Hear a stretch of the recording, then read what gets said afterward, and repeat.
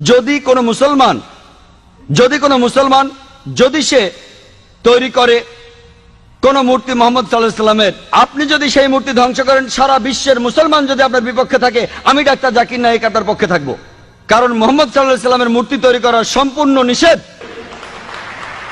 যদি কোনো মুসলমান পাগল মোহাম্মদ সাল্লাল্লাহু আলাইহি সাল্লামের মূর্তি তৈরি করে এবং তার পূজা করে, আর আপনি একজন অমুসলিম যিনি ইসলাম সম্পর্কে জানেন, আপনি যদি সেই মূর্তি ধ্বংস করেন, যদি সারা বিশ্বের মুসলমান আপনার বিপক্ষে থাকে, আমি ডাক্তার জাকির নায়েক আপনার পক্ষে থাকবো।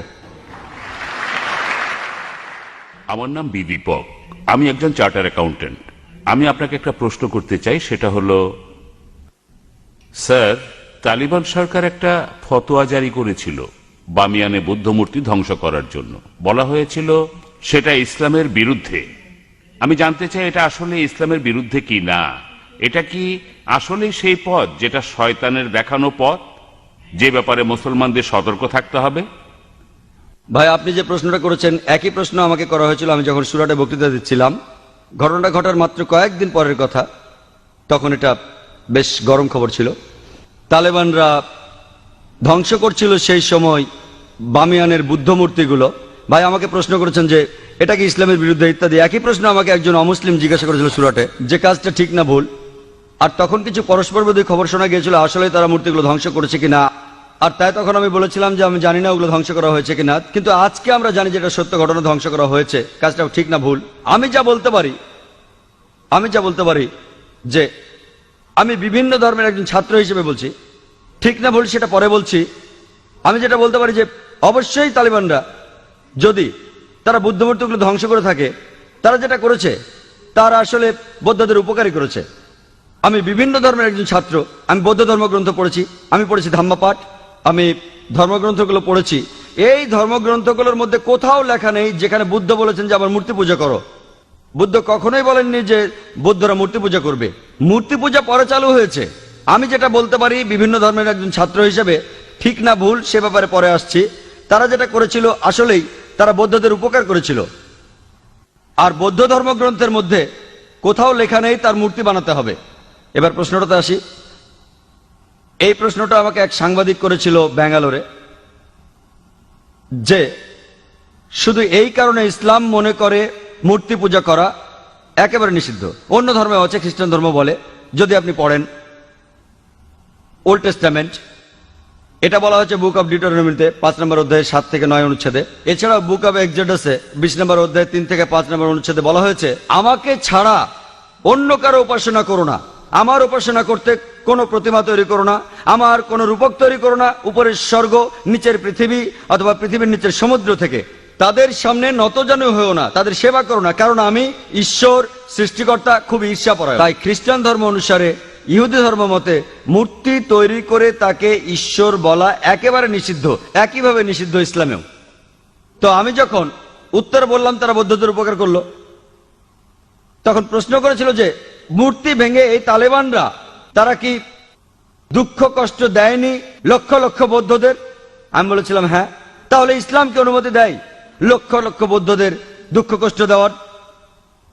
আমি সেই সাংবাদিককে প্রশ্ন করেছিলাম কি করা যাবে যদি ইন্ডিয়ান সরকার ধরে ফেলে বেশ কিছু ড্রাগস, কোকেন, ব্রাউন সুগার, যার দাম 10 কোটি টাকা, প্রায় $1.5 মিলিয়ন দামের ড্রাগস ধরলো, তারা কি করবে ইন্ডিয়ান সরকার?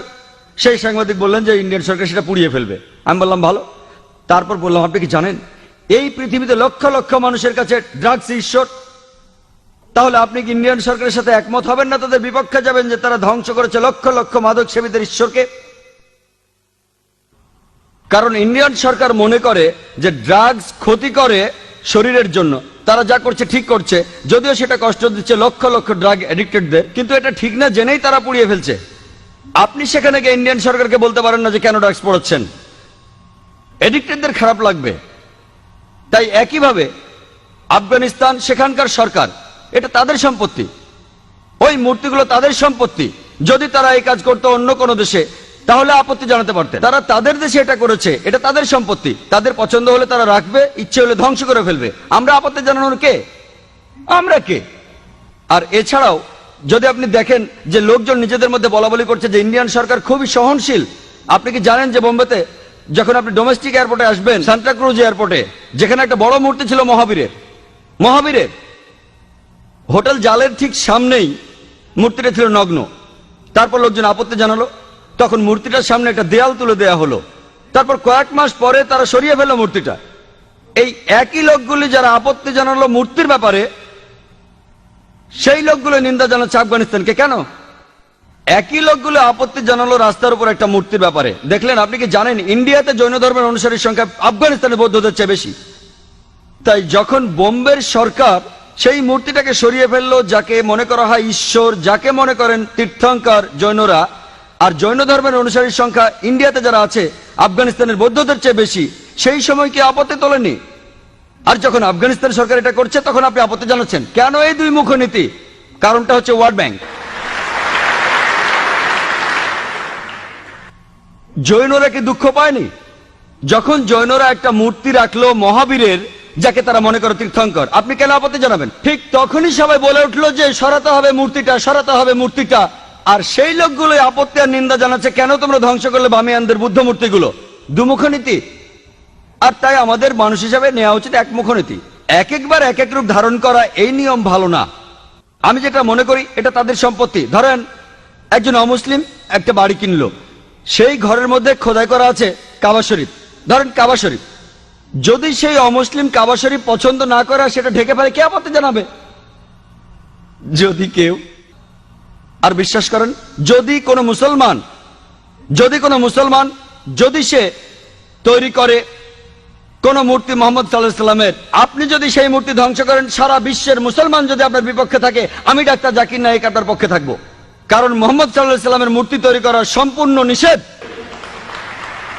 যদি কোনো মুসলমান পাগল মোহাম্মদ সাল্লাল্লাহু আলাইহি সাল্লামের মূর্তি তৈরি করে এবং তার পুজো করে, আর আপনি একজন অমুসলিম যিনি ইসলাম সম্পর্কে জানেন, আপনি যদি সেই মূর্তি ধ্বংস করেন, যদি সারা বিশ্বের মুসলমান আপনার বিপক্ষে থাকে, আমি ডাক্তার জাকির নায়েক আপনার পক্ষে থাকবো।